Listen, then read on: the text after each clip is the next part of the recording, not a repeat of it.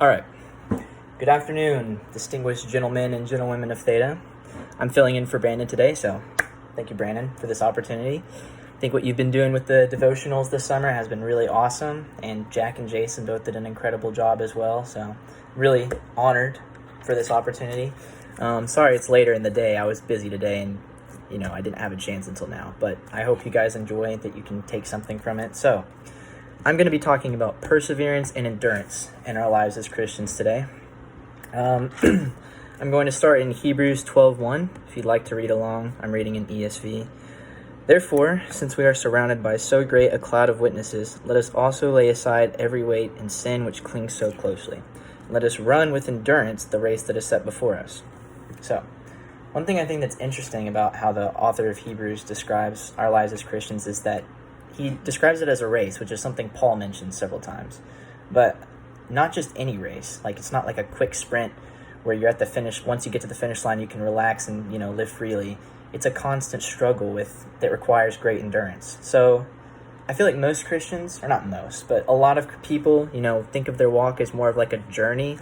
And not that that's necessarily a wrong mindset, but a journey can be leisurely, we can take breaks, pull over to a rest stop, get some grub, and I think that mindset, it can be, it can lead to apathy, not wanting to do anything, people grow stagnant in their faith because they're like, oh, there's stops along the way. It's not like, I earned this, but I can take a breather for now. But our faith is a race. It's an all-out effort from start to finish, and I know that can sound daunting. It's hard to keep running.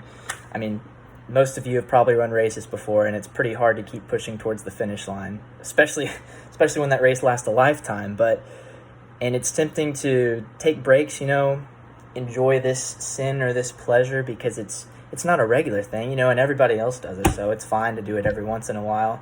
Or maybe you're just tired and you decide to give in this one time because you've earned it. You've ran the race well until now, so that's one way that people justify it, I feel like. But in Philippians 3:8, hold on, it says, "For his sake I have suffered the loss of all things and count them as rubbish, in order that I may gain Christ."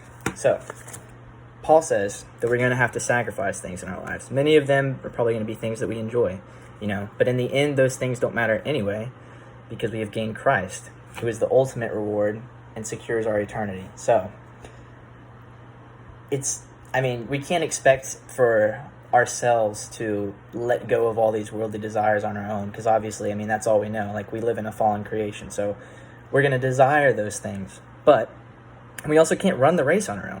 We just can't. It'll never happen.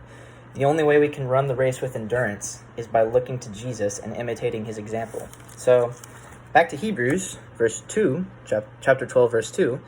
"Looking to Jesus, the founder and perfecter of our faith, who for the joy that was set before him endured the cross, despising the shame, and is seated at the right hand of the throne of God."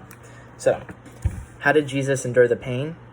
By focusing on the joy set before him. The joy he'd experienced when he rose from the dead and was seated at the right hand of God. The joy he'll have when he celebrates with the rest of the redeemed at the end of time. Jesus didn't feel sorry for himself.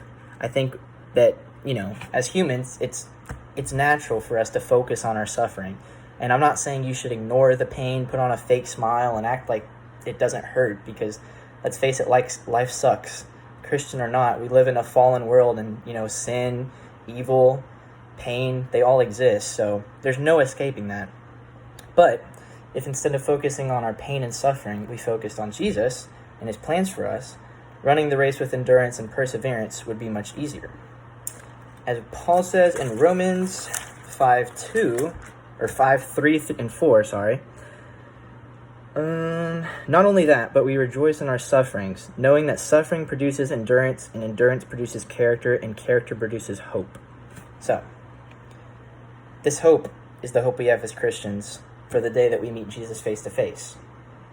That's pretty great. That's pretty awesome. That's pretty cool. One of my favorite pictures of this reunion is in Revelations 21:4. Sorry, I'm jumping around. I just kind of found scriptures relevant to this. He will wipe away every tear from their eyes, and death shall be no more. Neither shall there be mourning, nor crying, nor pain anymore, for the former things have passed away. This is the joy we have to look forward to. I know our day-to-day lives can seem long. Sometimes we might be in a rut in our lives, or like a slow period. We might be a little depressed, and that's natural. And it might seem like we're here for a long time. Like, I don't know what the life expectancy is right now, but 70, 80, 90 years, that's a long time. But in the grand scheme of things, our lives are like infinitely short.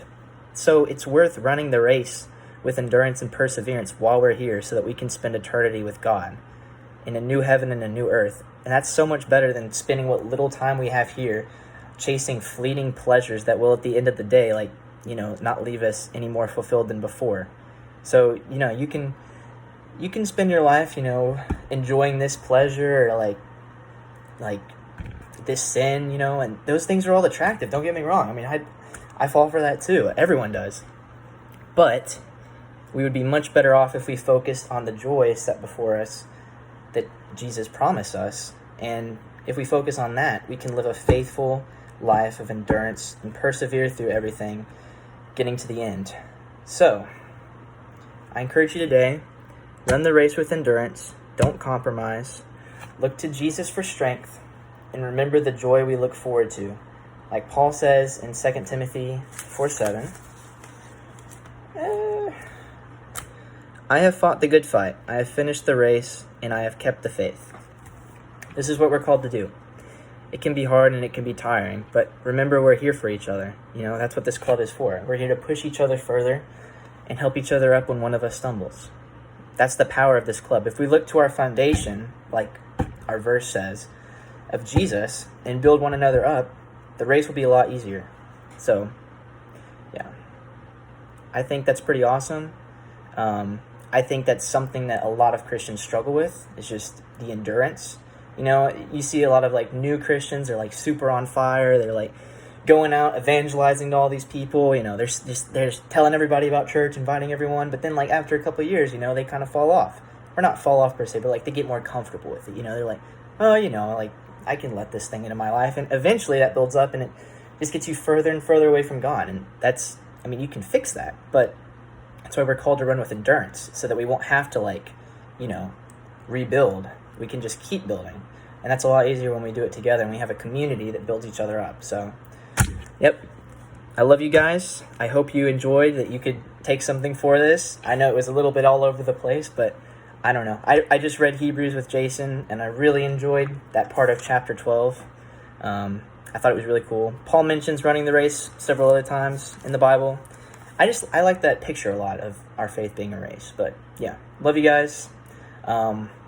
Following Jack from last week, if you watched this far, send me an otter, or no, a flamingo emoji. You got to go with the tap mascot. So love you guys. Can't wait to see you next semester.